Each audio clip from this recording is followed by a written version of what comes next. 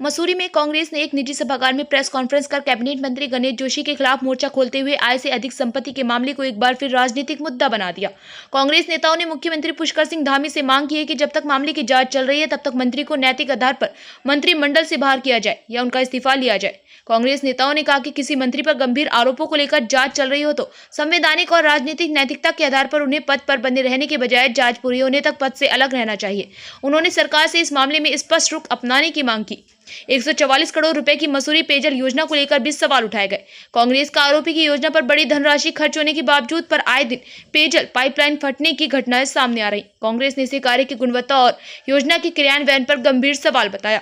इस मौके पर शहर कांग्रेस अध्यक्ष अमित गुप्ता ने कहा कि कैबिनेट मंत्री गणेश जोशी पर आय से अधिक संपत्ति का मामला दर्ज है, लेकिन भारतीय जनता पार्टी उनके फिर भी आप कोई अनुशासक कार्रवाई नहीं कर रही। कांग्रेस इस मुद्दे को लेकर सड़क से सदन तक लड़ाई लड़ेगी। कांग्रेस की वरिष्ठ नेता और पीसीसी सदस्य उपेंद्र थापली ने कहा कि मसूरी विधानसभा क्षेत्र के अंतर्गत कई ऐसे क्षेत्र हैं जहां की जनता आज भी मूलभूत सुविधाओं से वंचित है। कैबिनेट मंत्री ने पिछले 15 वर्षों से कार्यकाल में मसूरी की जनता को छलने का काम किया है।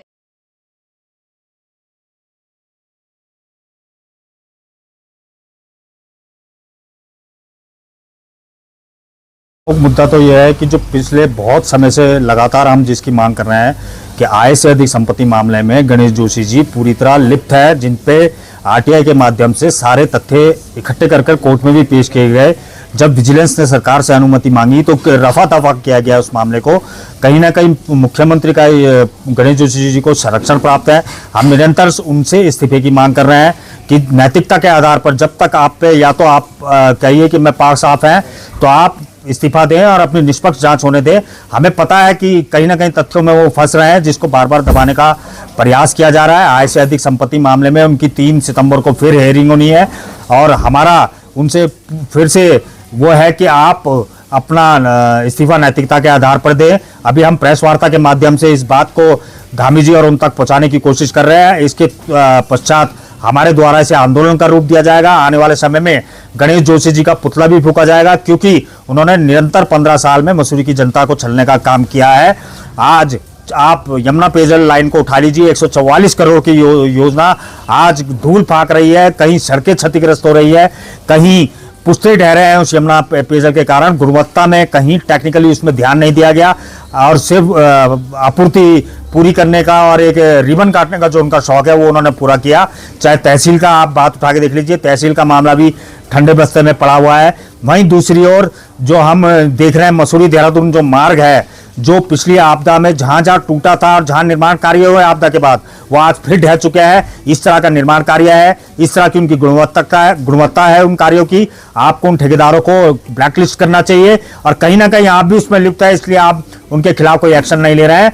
आप उस विभाग के खिलाफ एक्शन नहीं ले रहे हैं जो इस विभाग उसमें संलिप्त है। आपको उनके ऊपर कार्रवाई करनी चाहिए, उनको निलंबित करना चाहिए और संबंधित ठेकेदार को ब्लैकलिस्ट करते हुए, क्योंकि जब ये कार्य होता है तो कहीं ना कहीं उनकी मॉनिटरिंग होने में कभी ना कभी कमी रहती है और आप मॉनिटरिंग कभी नहीं करते हैं, आप सिर्फ काम देने का काम करते हैं। और उसका जीता जागता एग्जाम्पल है कि भाजपा की प्रदेश महिला अध्यक्ष जो खुद अपने आप कबूलती है कि वो उस कंपनी की में सम्मिलित है, उसका शेयर है, तो भाजपा के जो प्रतिनिधि हैं वो खुद ठेकेदारी में संलिप्त है। सिर्फ उनको कार्य करने से मतलब है, उनको गुणवत्ता से कोई मतलब नहीं है। इस बात से सिद्ध होता है कि ये जो भाजपा के जो नेता हैं, प्रतिनिधि हैं, वो सिर्फ ठेकेदारी और इन्हीं भ्रष्टाचारों में लिप्त है और इसी तरह से उन्होंने अपनी आय से अधिक संपत्ति को बढ़ाया है, जिसमें वो मुझे पूर्ण विश्वास है कि कोर्ट निष्पक्ष होकर इसमें फैसला देगी और वो आरोपी सिद्ध होंगे और वो इस अपनी विधायकी से के साथ साथ जनता की नजरों से भी हमेशा के लिए दूर हो जाएंगे। आने वाला समय कांग्रेस का है।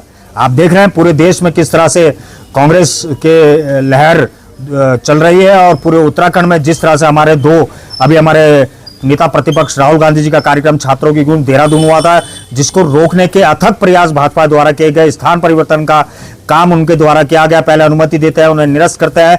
वहीं आपने देखा होगा कि बीते दिन हमारे राष्ट्रीय अध्यक्ष जब हल्द्वानी में कार्यक्रम करने आ रहे थे तो हमारे कार्यकर्ताओं को, हमारे नेताओं को वहां जाने से रोका गया, जिसके लिए हमारे नेताओं ने एसपी कार्यालय समेत एसपी का घेराव करने का काम किया। उसके दबाव में आकर उन्होंने फिर आदेश पारित किए कि हर किसी गाड़ी को आने दे। तो जो भाजपा सरकार है वो हर तंत्र का दुरुपयोग करने का काम कर रही है। चाहे वो आप उनके कार्यक्रम उठा के देख लीजिए, उनकी जनसभाएं होती है तो आंगनबाड़ी, स्कूल के बच्चे, क्योंकि अब उनके पास जनता तो रही नहीं, जनता की जगह वो अब सरकारी महकमे के लोगों को उस भीड़ में जुटाने का काम करते हैं, तब जाकर वो अपने कार्यक्रम यहाँ से कर पड़ते हैं। और जो कांग्रेस के कार्यक्रम हो रहे हैं, आज बिना बुलाए लोग कांग्रेस से जुड़ने के लिए काम कर रहे हैं। आज लगातार जनता कांग्रेस से जुड़ने के लिए आतुर है।